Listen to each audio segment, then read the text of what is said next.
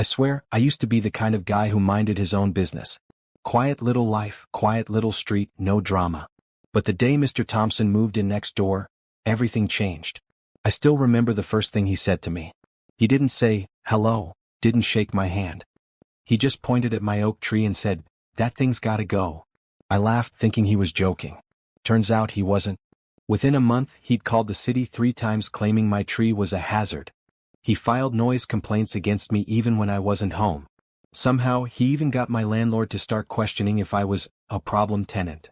At first I thought, okay, just ignore him. He'll get bored. But then he went too far. One morning I walked outside and found my car keyed from headlight to taillight. And taped to the windshield was a note in messy handwriting. Maybe now you'll listen. That was the moment I decided. I was going to destroy this man. The day I saw that eviction notice taped to my door, I just stood there in shock. My hands were shaking. I'd never been evicted in my life. I pay my rent on time, I mow my lawn, I even shovel the sidewalk when it snows. Sometimes for my neighbors too.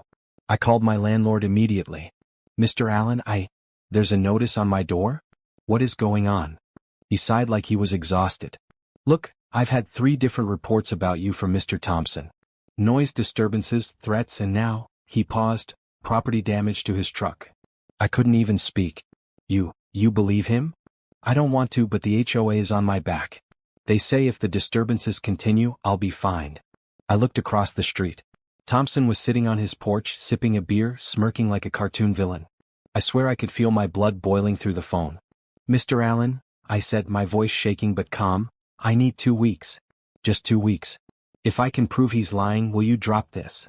He hesitated, then finally said, 2 weeks. That's it. From that moment on, I became obsessed. I spent every free minute reviewing camera footage, writing down timestamps, cross-referencing with the harassment log I'd been keeping. Every little thing he did was evidence. Then one night I got my golden ticket. It was around 11:30 p.m. I was in my living room, lights off, scrolling through my phone when I heard footsteps on my porch.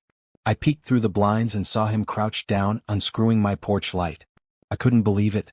I hit record on my security camera app and watched him tiptoe to my driveway, look around like a bad cartoon spy, and start pouring something onto my car. The next morning, the smell hit me before I even opened the door. Paint thinner. The whole left side of my car was streaked and peeling. That was it. The moment my revenge plan became crystal clear. I called the police and filed a report showing them the footage. They nodded sympathetically, wrote down a few things, but the officer basically said, "We can't arrest him unless we catch him in the act or he confesses. You could take this to small claims court though." I wanted to scream. But instead, I smiled. Small claims court meant public records. Public records meant a paper trail.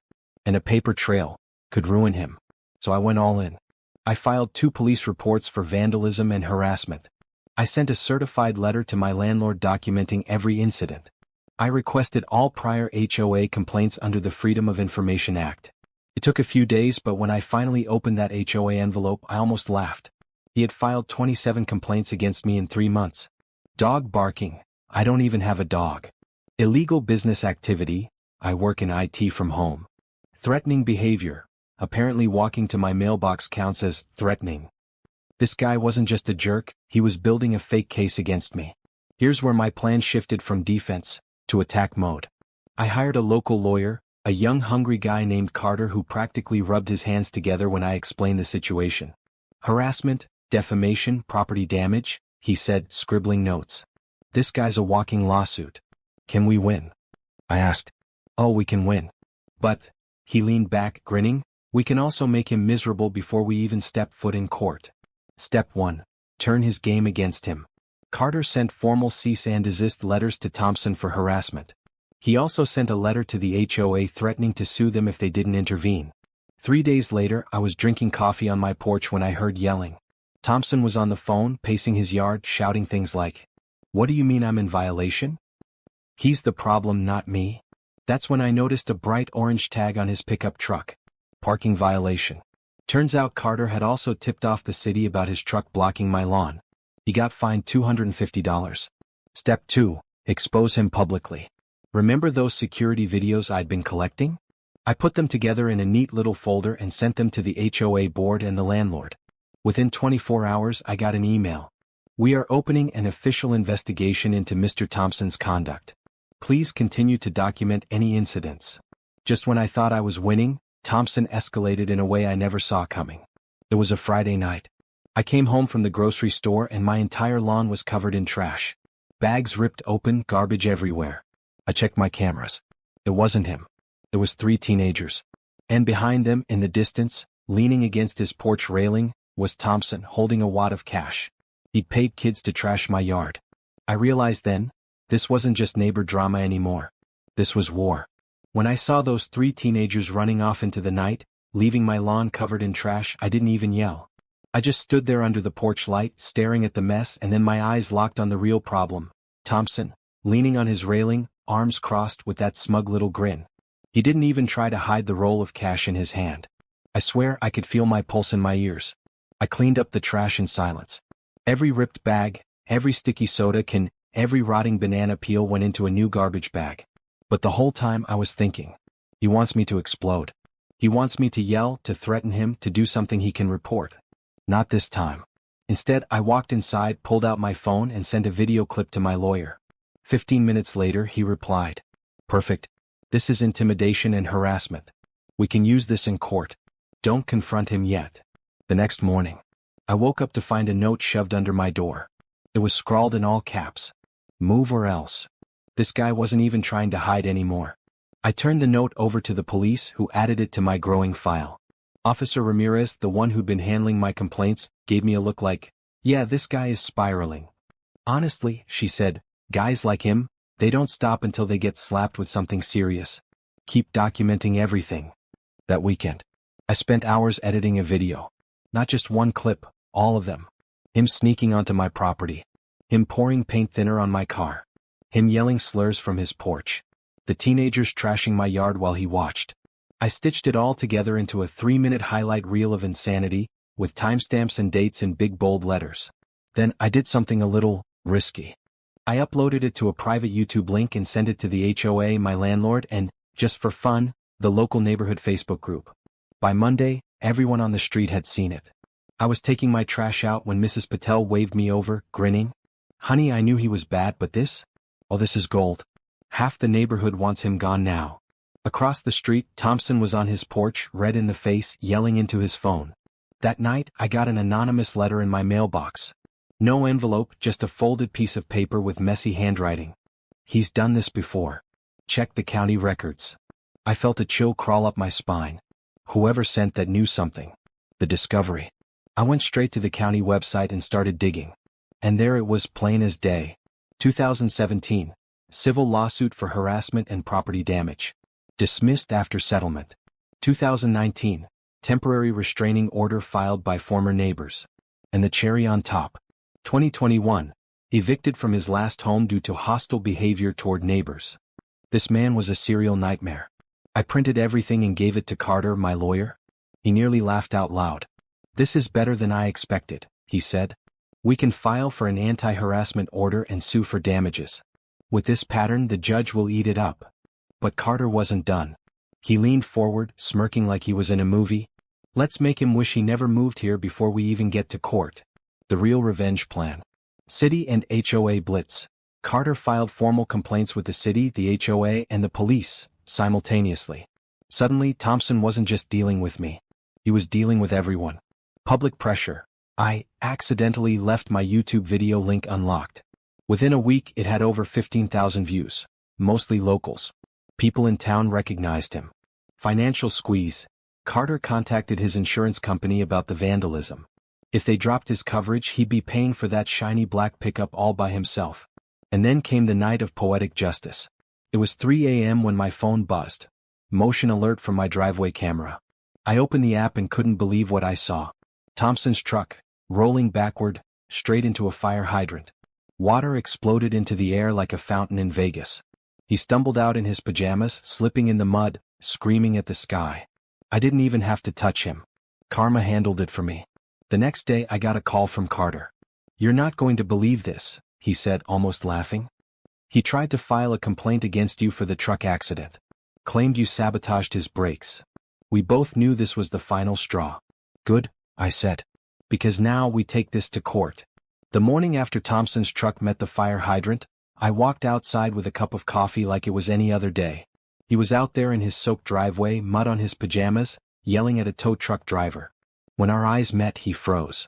For the first time since he moved in, I saw something new in his face. Not anger. Fear. By that afternoon, the official court summons had been delivered to his door. Carter had moved fast. Charges: harassment, property damage, defamation, violation of local ordinances. And on top of that, the HOA had called an emergency meeting. The neighborhood showdown. I'll never forget that night in the community center. The whole street showed up. Mrs. Patel brought cookies like it was a party. Even the teenagers he'd bribed came with their parents. The HOA president cleared his throat and said, "Based on overwhelming evidence, we are voting on whether to begin removal proceedings against Mr. Thompson." Hands went up, almost all of them. I glanced over. Thompson sat in the corner, red-faced, sweating, gripping the armrest like he was on trial for his life. In that meeting, I dropped the final piece of evidence. A manila folder slid across the table. Inside were county records of his past lawsuits and evictions. Gasps filled the room. The HOA president looked up at him and said, "You didn't disclose any of this on your residency form. That's grounds for immediate action." Thompson mumbled something about fake records. But it was over. The courtroom. 2 weeks later, we were in front of a judge. Carter laid out everything like a Netflix drama. Video of him sneaking into my yard. Video of the teens trashing my lawn while he watched. The paint thinner incident. The threatening notes. His long, ugly history with neighbors. Then it was Thompson's turn. He shuffled to the stand, sweaty and shaking, and tried to spin his usual story about me being the aggressor. But the judge just leaned forward and said, "Sir, the video evidence clearly shows you trespassing, vandalizing, and intimidating your neighbor. Do you deny this?" Silence. The verdict: restraining order granted for 3 years. $12,500 in damages awarded to me. Mandatory removal from the neighborhood within 30 days. I could barely keep a straight face as we walked out of that courtroom. Carter just whispered, "That's how you end a nightmare." The aftermath. The day Thompson moved out was glorious. The whole neighborhood came outside. Mrs. Patel waved goodbye like she was sending off a villain in a movie. Someone even played "Hit the Road Jack" on a Bluetooth speaker. As his moving truck pulled away, he glared at me one last time. I just lifted my phone and took a picture. Not to post, just to remember the day I got my life back. The true revenge. Here's the funny part. A few weeks later, Carter called me. "You might want to check the local Facebook page," he said. I opened it, and there he was. Someone had spotted Thompson trying to move into another neighborhood. But thanks to my YouTube video going semi-viral, the new HOA recognized him immediately. They denied his application on the spot. Karma doesn't forget. I'm back to my quiet life now. Coffee on the porch, waving to neighbors, no drama. Sometimes I look at that oak tree, the one he hated so much, and I laugh. Because in the end, he's gone and I'm still here. I thought it was over after the court case. I thought I could finally sit on my porch, drink my coffee, and go back to being the quiet guy at the end of the street. But life had one more twist in store. A few days after Thompson's moving truck disappeared, my phone buzzed with a notification. "Your video has reached 100,000 views." I had completely forgotten that I left the Neighbor from Hell compilation on YouTube. And now, it was viral. Suddenly, I had reporters reaching out, asking if I'd be willing to talk about my experience with a nightmare neighbor. A local news station even ran a 2-minute segment on it. The thumbnail? A freeze frame of Thompson with a paint thinner can mid-sneak. Then the comment section blew up. "I can't believe this man is real," face with tears of joy. "Justice served. You're a legend. This guy's history should be public. Protect your neighborhoods." It went from just my street knowing, to the entire county knowing. One night, Mrs. Patel knocked on my door holding her iPad. "Sweetheart," she said, "did you see this?" It was a Reddit post titled, "Neighbor from Hell Gets Instant Karma." And under it, my video. Thousands of comments. People from all over the country cheering for me, telling their own horror stories. I realized, my little revenge had become internet justice. 2 weeks later, I got a letter in the mail. Not a threat. Not from the HOA. From Thompson's lawyer. Apparently, he was trying to sue me for defamation because the video ruined his reputation. I laughed so hard I nearly spilled my coffee. Carter, my lawyer, was thrilled. "Let him sue," he said. "The video is evidence-based. Truth is the ultimate defense. He's just digging his own grave." We filed a counterclaim for harassment of a protected party because of the restraining order. 2 weeks later, his lawyer dropped the case. That was the last I heard from him. Almost. It was a quiet Sunday morning when my new security system pinged. I checked the camera feed and saw a U-Haul truck stopped in front of my house. The driver? Thompson. My heart skipped, but then I saw him get out, look around nervously, and place a single cardboard box on my porch. He got back in the truck and drove away. I waited until he was long gone, then opened the box. Inside there was a framed picture of my oak tree, with a post-it note stuck to the glass. It said, "You win." That was the moment I realized my revenge was complete. I didn't need to fight anymore. He had admitted defeat. After Thompson disappeared for good, the neighborhood felt lighter. I didn't realize how much weight he'd put on all of us until it was gone. The kids played outside again. Mrs. Patel started having little porch gatherings with cookies and lemonade. Even my landlord, Mr. Allen, came by one day just to say, "Sorry I doubted you." I just smiled. Water under the bridge. But inside, I wasn't the same person anymore. Months of dealing with him had turned me into someone who noticed everything. Every car that slowed down in front of my house. Every rustle near my oak tree. Every unfamiliar face on the street. It took a while to unlearn that paranoia. Then, one random Tuesday, I got an email that made me spit out my coffee. "We'd like to feature your story on a Netflix documentary about crazy neighbors." At first, I thought it was a scam. But nope. They had seen my viral video and wanted to include it in an episode of a true crime-style series about extreme neighbor disputes. They even offered to pay me a small appearance fee.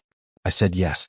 A month later, a small crew was sitting in my living room, filming me telling the story I'm telling you now. I remember the producer asking, "What was the moment you knew you had him?" And I said, "The day he tried to frame me for keying his own truck." That was the day I realized I wasn't dealing with a neighbor. I was dealing with a cartoon villain. They laughed. I laughed. And for the first time in a long time, I felt free. About 2 weeks after filming, someone sent me a news link. It was a mugshot. Thompson had been arrested in another county for harassing new neighbors. I shook my head, half amused, half amazed. Some people never change. I posted the article to the same neighborhood Facebook page where my story started, and the comments were gold. "Of course it's him," faced with tears of joy. "Karma is undefeated. OP should get royalties for this man's downfall." The Netflix episode eventually aired. There I was, sitting on my porch, sipping coffee, telling the story of the neighbor from hell. Millions of people watched it. And the best part? I didn't even have to lift a finger to ruin his life. A year has passed since Thompson left my street. The oak tree is still standing. My porch light works just fine. And every morning, I drink my coffee in peace, listening to the birds instead of my neighbor cursing at the world. I didn't realize how much he'd changed me until life went quiet again. I started talking to my neighbors more. We even started a little community group chat to keep an eye out for each other. Funny thing is, it was Thompson who made us closer. By being the common enemy, we all survived.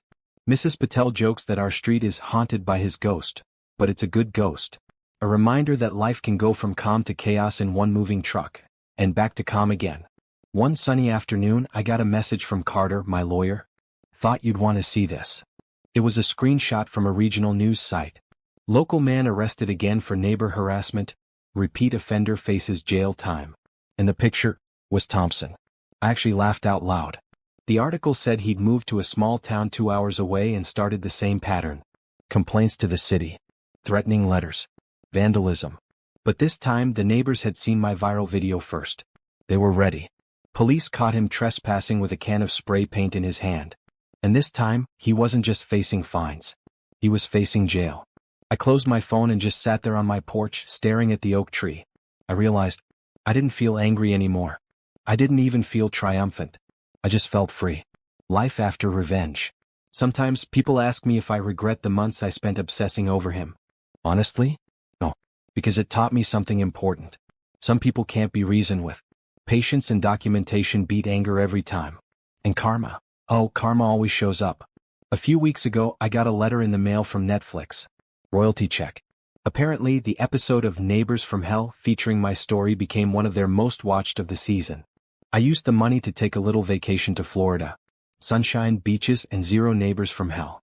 On my first night back home, I stepped onto my porch with a cup of coffee, looked at that old oak tree and smiled. The street was quiet. The air was warm. And for the first time in what felt like forever, I whispered to myself, "I win."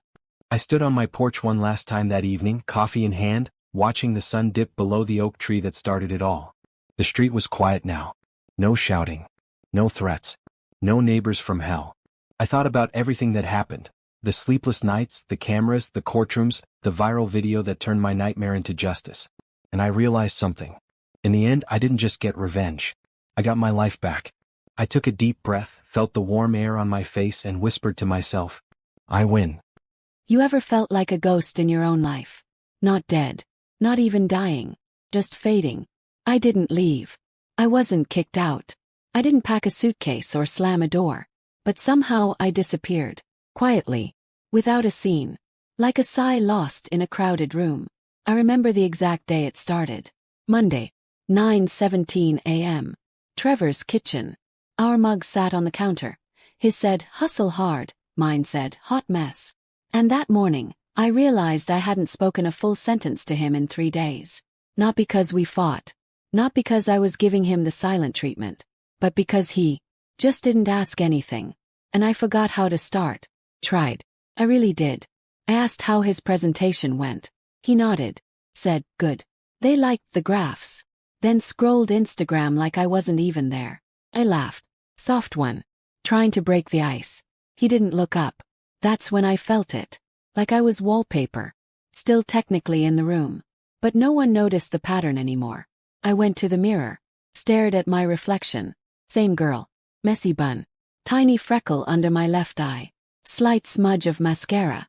But something was dimmer. Not on the outside. Inside. Like my own light switch had flipped too low. I walked to work in silence. Headphones in. No music. I wasn't trying to punish myself. I just didn't want more noise. I passed Kara by the elevators. She didn't say hi. She looked right at me, I know she did, and then smiled at Lauren instead. Like I was air. Like I didn't exist. Funny thing is, smiled back. Out of habit. Because that's what ghosts do. They haunt politely. Later that afternoon I got a Slack message from Zach. Need you in the 3 p.m. sync. Don't be late this time. No hi. No thanks. Just that. I replied. Got it. But I wanted to type. Got it, sir. Will be sure to breathe exactly when permitted. Course I didn't. I showed up to the meeting. Took notes. Said smart things that no one acknowledged. Zach repeated one of my ideas 10 minutes later and everyone nodded like it came from God. And I just sat there. Invisible. Mute. Watching myself disappear in real time. Got home late. Trevor was on the couch, headphones in, laughing at a TikTok. I stood in the hallway, keys still in hand, waiting for him to look up. He didn't. I finally said, hey. He paused the video. Said, hey. Then pressed play again. That was it. No hug. No, how was your day? No, you okay? And here's the thing I hate admitting. I cried in the bathroom. With the door locked. With the faucet running so he wouldn't hear. Not because I was sad. But because I was scared. Scared that I could vanish. Slowly, silently. And no one would notice. No one would ask where I went. No one would miss me. Not even me. So I started documenting things. Writing them down. Times I spoke and wasn't heard. Moments I shrank to make someone else comfortable. People who laughed louder when I was quiet. I didn't call it a journal. That felt too soft. I called it proof I was here. I didn't know it then. But that little notebook, those quiet pages, would one day become my resurrection. Not today. Not yet. But this was the beginning. The day I didn't leave. But started fighting to come back. Birthday parties are supposed to be about cake, candles, and laughter.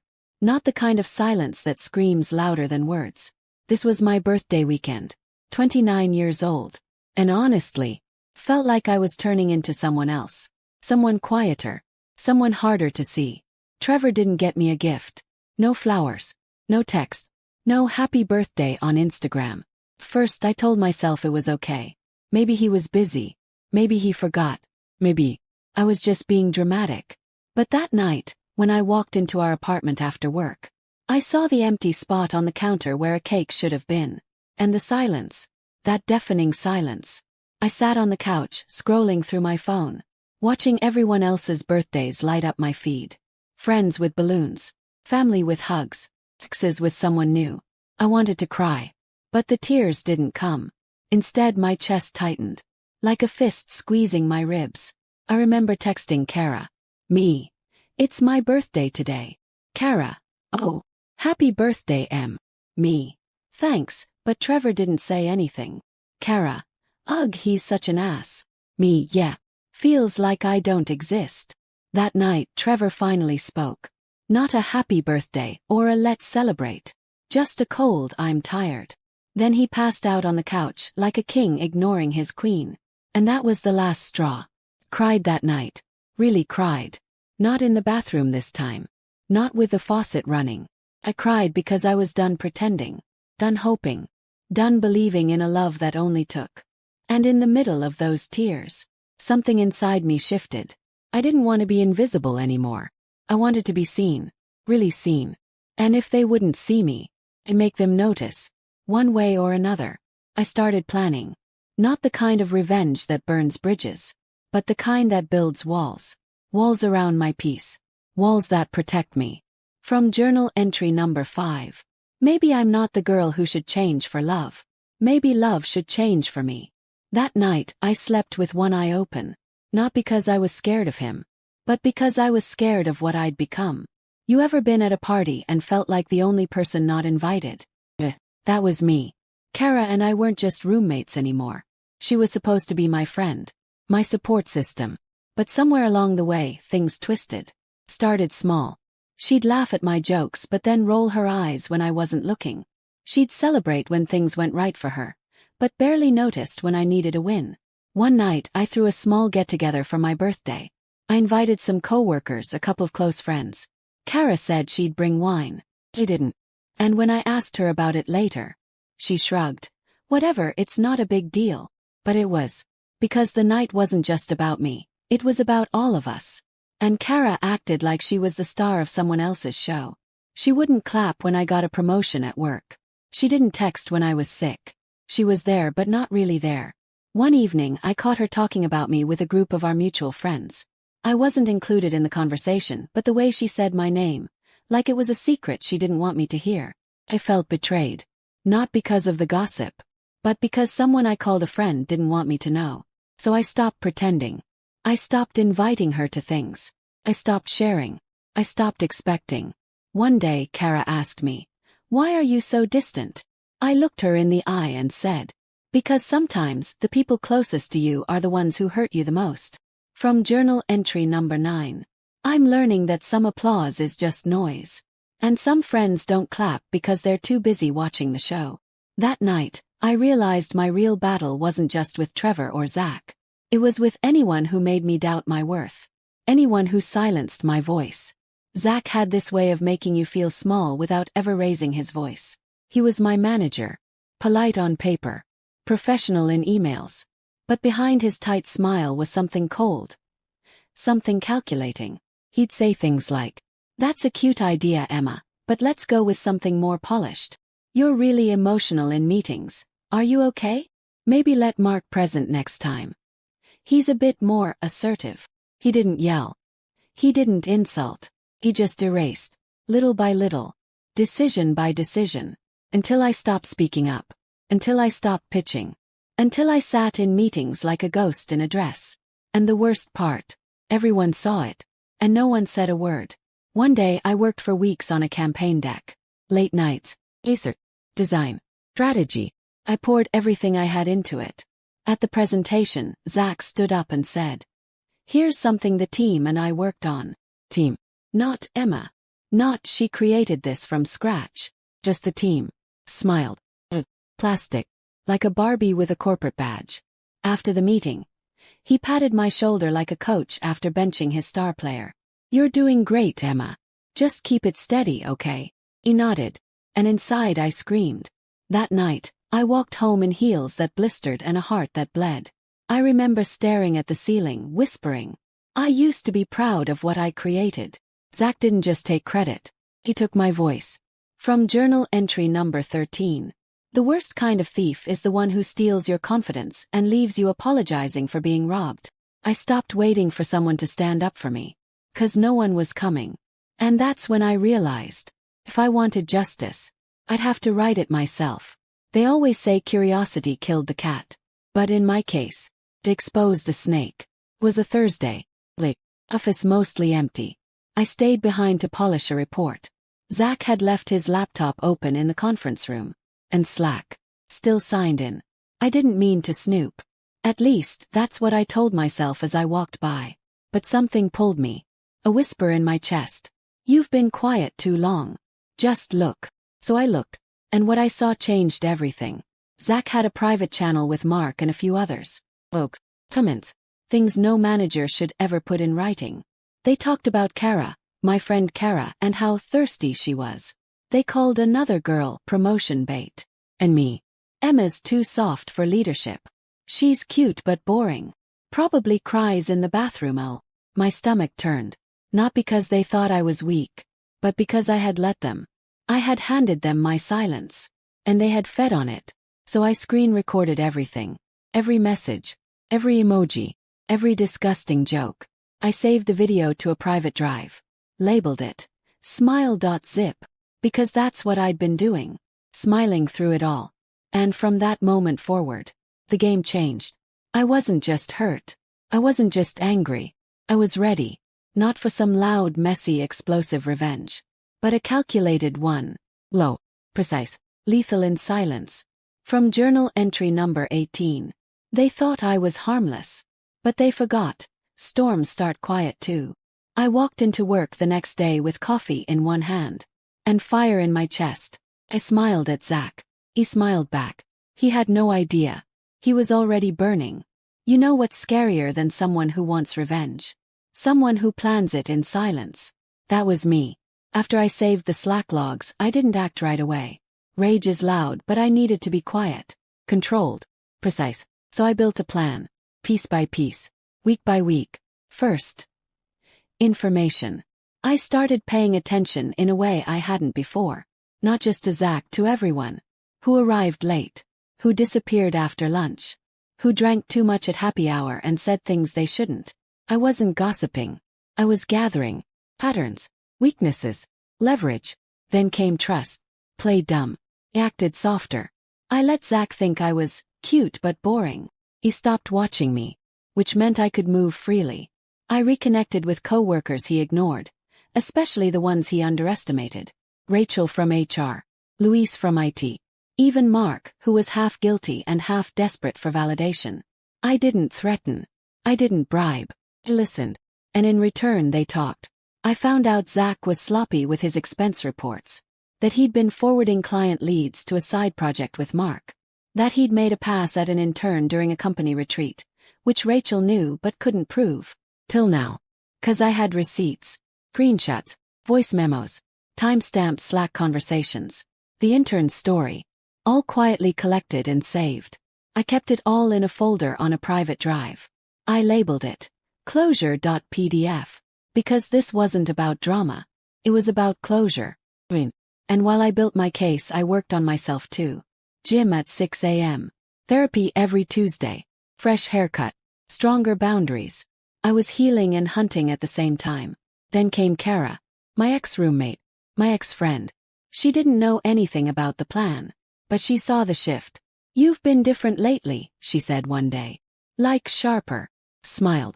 That's what happens when you stop apologizing for existing. And you know what's funny? The more I healed, the less I wanted revenge. And the more I wanted justice. Not just for me. But for every woman Zach had belittled. Every idea stolen. Every smile faked through gritted teeth. From journal entry number 24. Sometimes you don't need to destroy a man. You just need to hold a mirror to his rot and let him do it himself. I wasn't scared anymore. I was ready. Started with one email. Not a rant.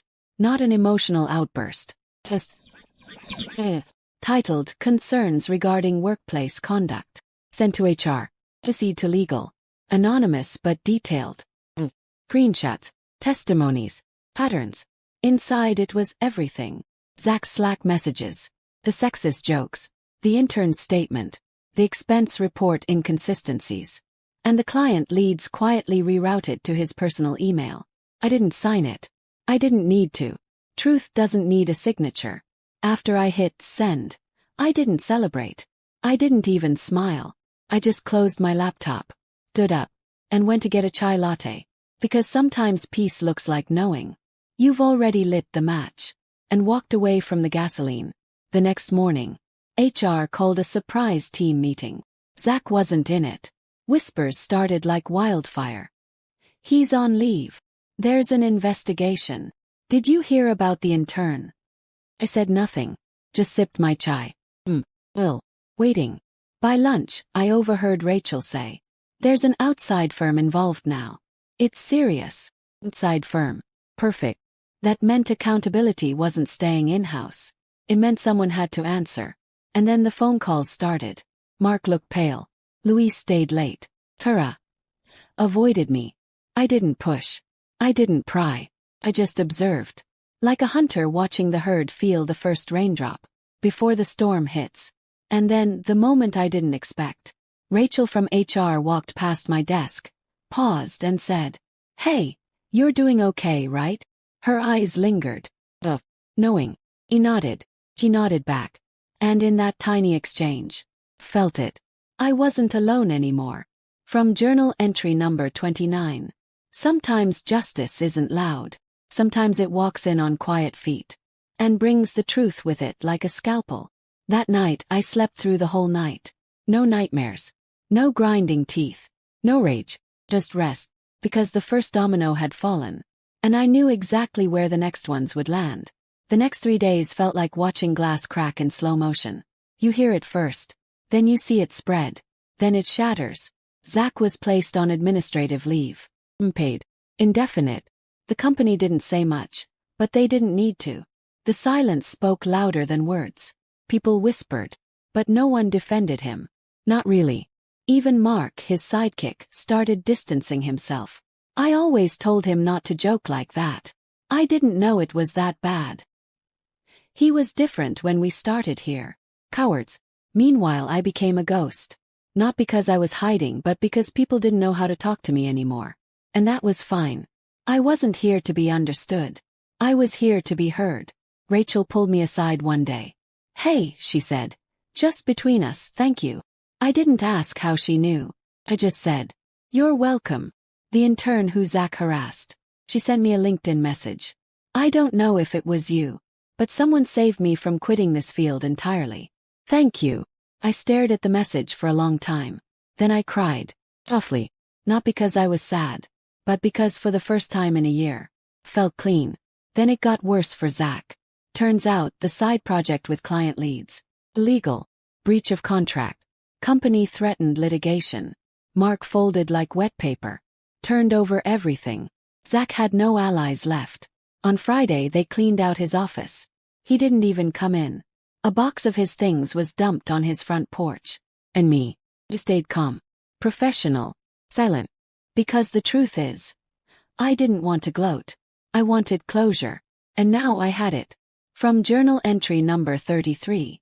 Let karma handle the punishment. You just make sure the truth has a microphone. Zach never reached out. Never apologized. But I heard he tried to interview somewhere else. Word got around. Industry's smaller than he thought. No one would touch him. He vanished. And I stayed. I didn't just survive. I won. Silence. Not the uncomfortable kind. The kind that hugs you after chaos. I remember walking into the office Monday morning. No whispers. No tension. Just quiet. And sunlight through the window.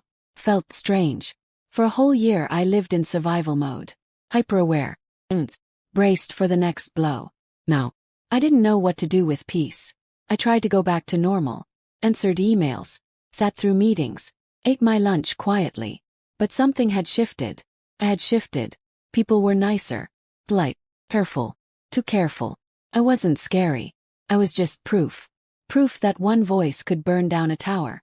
One afternoon Kara approached me. Not with fake kindness. With guilt. "Emma." I should have said something. I knew what was happening. I didn't yell. Didn't cry. I just said, "You still could." And walked away. I wasn't angry. I was just done. With excuses. With small talk. With people who disappear when you need them the most. I started running again. Sunrise. No music. Just breath and pavement. Every mile felt like a piece of armor I didn't need anymore. I was shedding the girl who flinched, becoming the woman who stood tall. I wrote a letter. Not for Zach. Not for Kara. For me. Dear Emma, you did it. You spoke when it was hard. You stayed when it was lonely. And you walked away when it was over. That's strength. That's growth. Don't forget who you are now. Not ever again. Love, me. I burned the letter in my kitchen sink. Watched the words curl into ash. Not because I regretted them. Because I'd already absorbed them. From journal entry number 40. Victory isn't the loudest cheer. It's the quiet knowing that you were right to fight. That night I took myself out to dinner. Table for one. No phone. Just wine, steak and silence. And for the first time in forever, I didn't feel alone. I used to think revenge would feel like fireworks. Big, loud, bright. But it didn't. Felt quiet. Like standing alone after the storm. With the rain gone and the sky just clear. I wasn't celebrating. I was breathing. People think healing is a moment. Like a light switch.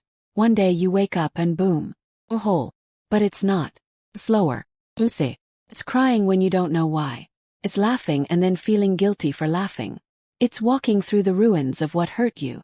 And realizing you're not scared of the ghosts anymore. The letter that changed everything. A week after Zach's final exit, I got a letter from corporate. A formal apology. Paper. Damn. We recognize our failure to protect you. We are committed to change. I didn't frame it. Didn't show anyone. I folded it in half and tucked it away. Because their apology wasn't my closure. My survival was. I started going to therapy. Not because I was broken. But because I was tired of pretending I wasn't. My therapist asked me once, "What does safety feel like to you?" And I said, "Not flinching when someone calls my name." I moved out of the apartment. New city. New space. No shared walls. No shared memories. I bought a little cactus for my windowsill. Named it Spiky. Because growth doesn't always look soft. And then, I started writing. Not a blog. Not a novel. Just small truths. Sticky notes on the fridge. Journals filled with messy handwriting. Sentences like, "You are not what happened to you. Being angry doesn't make you wrong. Some bridges need to burn. It's how you light the way." One day I read a quote. She remembered who she was, and the game changed. Stopped me cold. 'Cause that was it. I didn't become powerful. I remembered I already was. Forgiveness. Let's talk about that. People asked if I forgave Zach. If I forgave Kara. I didn't. Not in the way they wanted. I didn't hug it out. Didn't send peace signs. I just stopped carrying them with me. That's forgiveness too. Letting go without inviting them back in. And then something unexpected happened. Got promoted. Not because of pity. Not because of noise. But because I was damn good at my job. Because I'd proven I could handle storms and still keep moving. Now I mentor the new girls. The quiet ones. The ones with unsure eyes. I tell them, you don't have to be loud to take up space. But when you speak, mean it. From final journal entry number 50. Fire didn't ruin me. It revealed me. I'm not scared of heat anymore. I am the heat. Last month, I walked past the building where everything began. Paused outside. The glass doors. The familiar logo. The same lobby I once walked through with shaking hands. Smiled. Not out of bitterness. Out of gratitude. Because I wasn't that girl anymore. I didn't just survive the fire. I became fireproof. A new city. A new chapter. But the same Emma, just untouchable now. Not because nothing hurts. But because now, nothing controls her. I wanted to destroy him. I really did. This pious, quiet man with his hypocritical smile triggered everything I hated in my own life. So I did the unforgivable. I made Islam my tool of revenge, but in the end, I found peace in myself.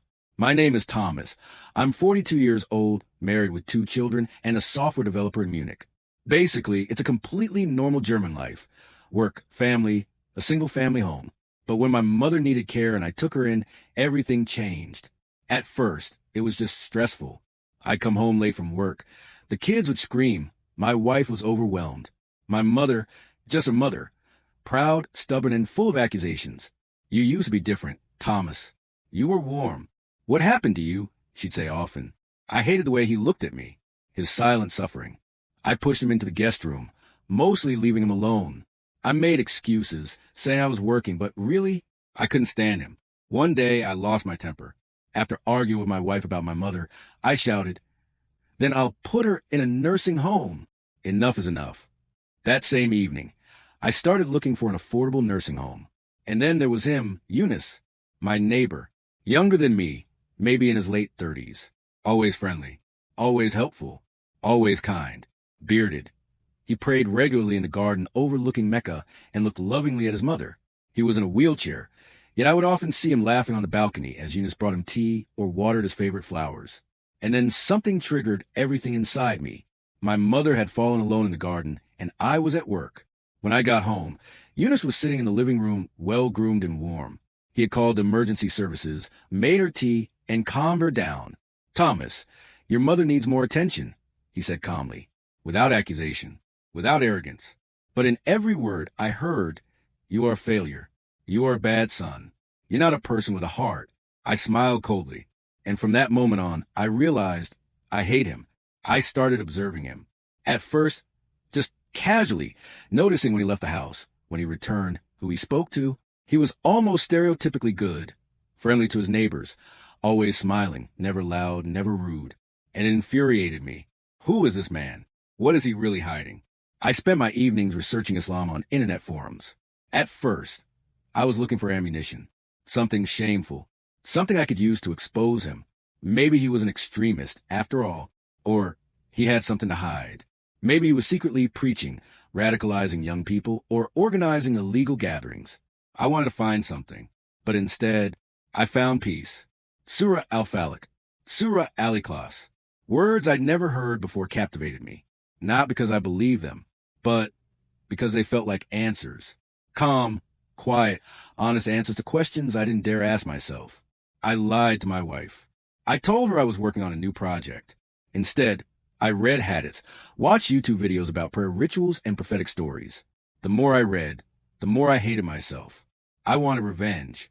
I wanted Yunus to feel bad, to waver his faith, but I hesitated. My wife didn't notice. She was too busy with the kids. Or herself. Our marriage had already become a marriage of convenience. But then I made a mistake. I confronted Yunus directly. "Tell me?" I began, nonchalantly as I took out the trash. "What are women like in Islam? Do they really have to obey?" It was a trap. I wanted him to freak out, to give himself away. But he just smiled. "This is a huge responsibility for both of us. Thomas, it's not obedience in the sense of submission. It's trust. I'd be happy to show you something about it if you'd like." I couldn't speak. There was no anger, no pun intended, just understanding. I couldn't sleep that night. I was sitting in the kitchen, my mother coughing in the next room. I went to her for the first time in months, gave her some tea, and tucked her into bed. "What's wrong with you?" she asked quietly. I didn't know.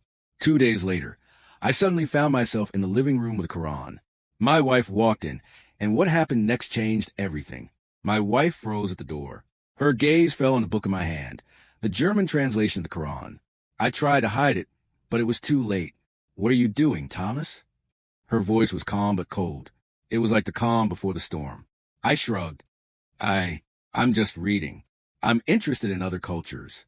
Religions. You know. Other cultures? Are you turning to spirituality now? Or what? Don't tell me you want to be a Muslim. He laughed. That mocking, hurtful laughter, which had never bothered me before, now slapped me across the face. I remained silent. "Are you serious, Thomas?" he continued. "You didn't even make it through last Christmas, and now you want to pray, fast, and kneel on the carpet 5 times a day?" I put the book down. Gently. Where? Respectfully. Maybe I'm tired of our current lifestyle. Maybe I'll find something I missed there. "What's missing is your spine," he grumbled and left the room. I was numb. I sat on the couch for hours while the kids slept upstairs and my wife stayed in the guest room. I heard a knock on my door in the middle of the night. My mother. "Thomas, did you really read?" she whispered. I nodded. She sat down next to me. Her hands were shaking slightly, but her gaze was gentle. "Your father said something similar once, when he was sick.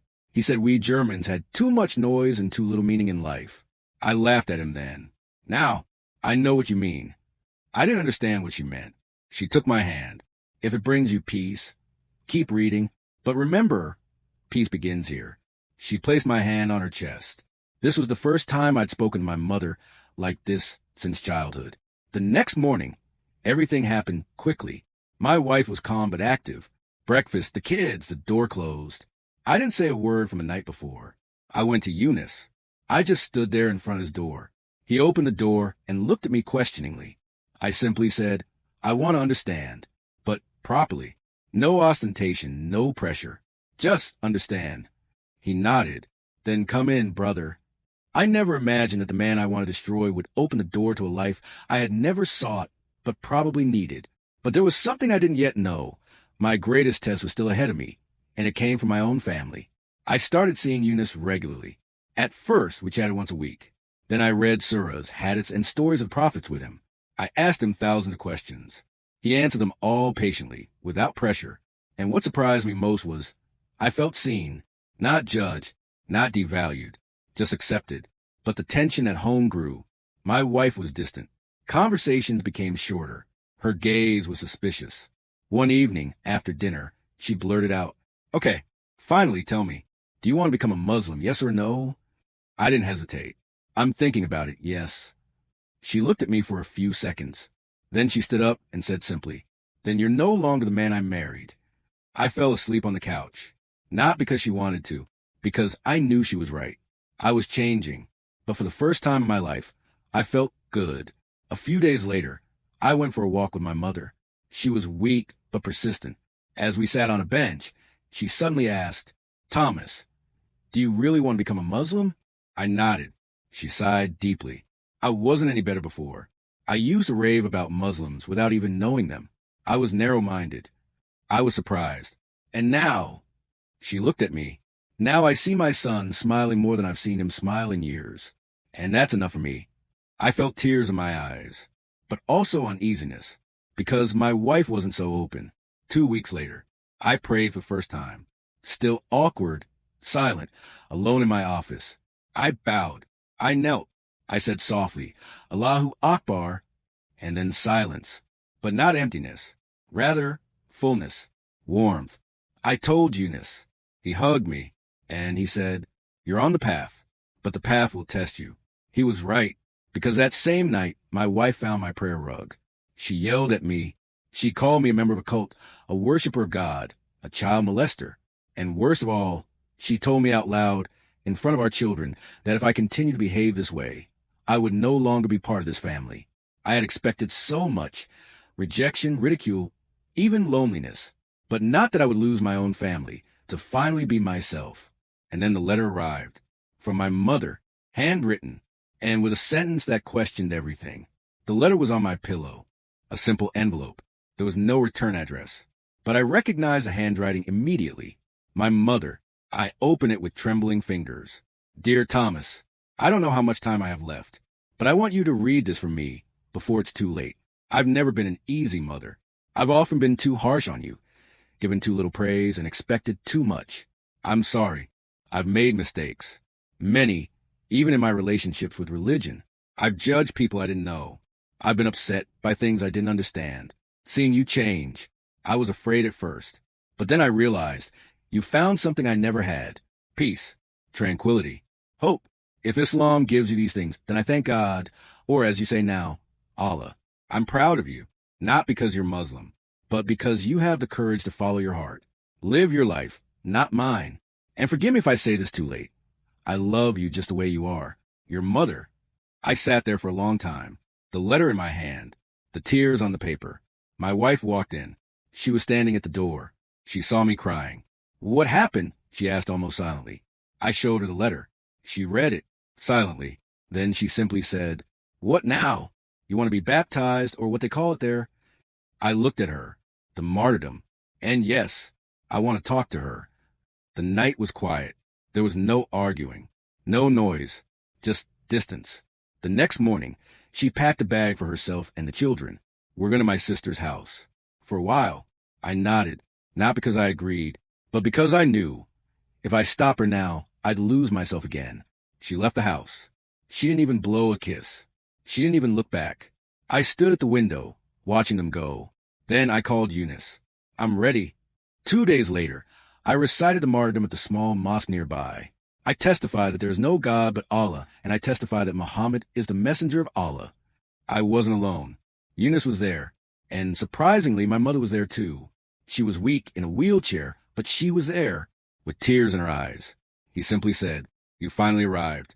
I had lost everything, my marriage, my home, my familiar world. But for the first time, I had found myself.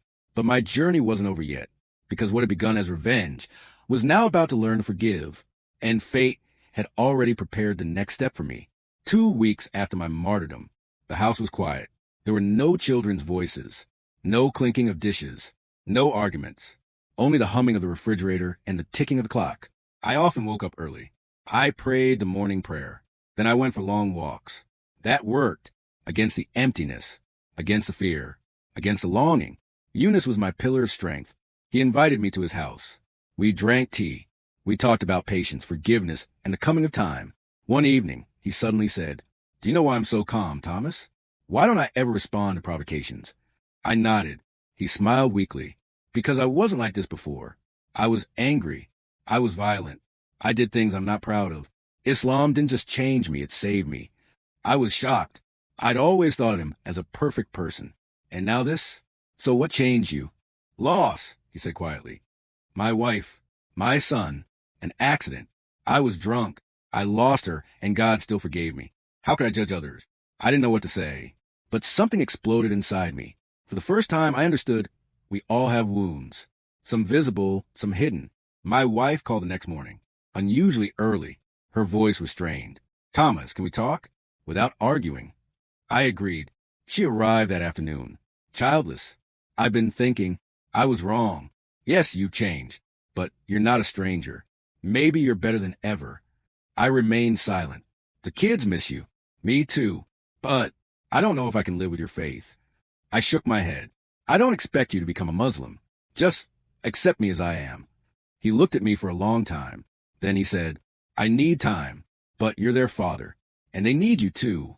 For the next few weeks, I saw my kids regularly again. We went to the park. I told stories. Food, crafts, Lego. No religion. Just love, closeness, trust. And then out of the blue, my wife arrived one Friday evening. The kids asked if they could spend the night at your place. I said yes. I was speechless. He looked me in the eye. "You're not the man I married anymore. But maybe you're the father they've always needed." I thought Islam would destroy everything I had, but it only took what had belonged to me, my masks, my lies, my anger, and what remained was peace. But one final question remained. Can I truly forgive myself for what I began with hatred? Ramadan arrived, my first Ramadan. I fasted not just from food, but from anger, pain, old thoughts. Eunice invited me to iftar almost every evening. His mother, a petite, elderly woman with warm eyes, always set the table carefully. At one point, I quietly called her Andy. She laughed, and she said, "Then you're my son now." A few days later, that evening, after dinner, she held my hand. "You used to think badly of us, didn't you?" I swallowed. I looked at her. "Yes." "And now you love us." I nodded. "Then you know better or worse than us. You're just human." I cried, silently, deep inside, because I knew she was right. My mother grew weaker. Her hands shook more. Her voice would often break.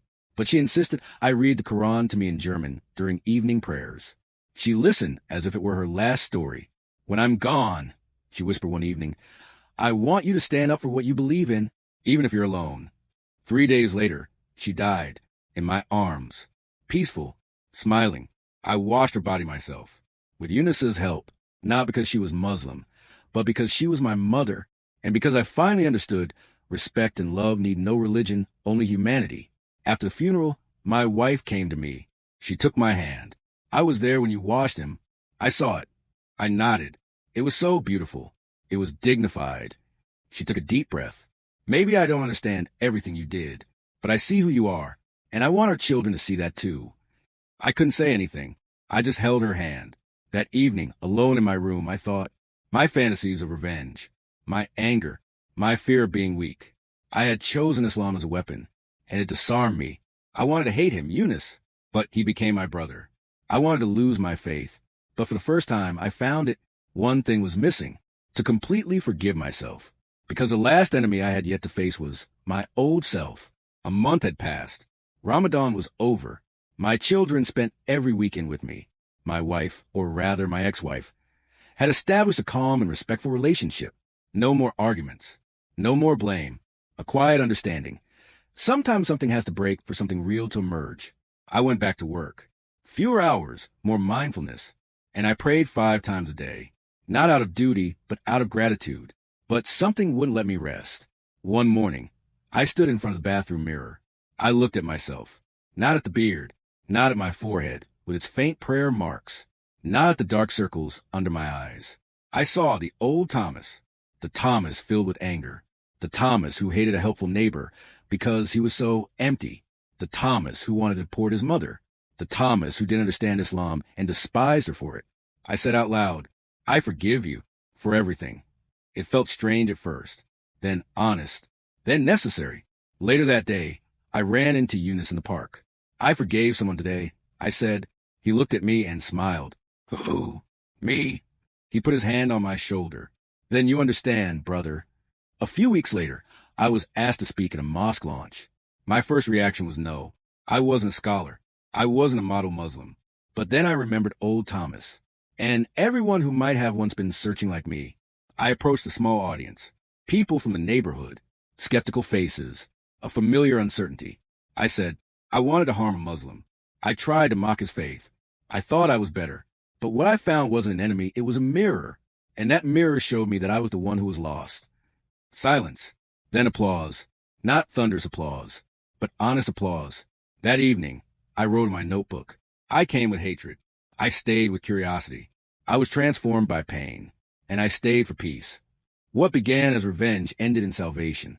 And the man I wanted to destroy helped me save my life.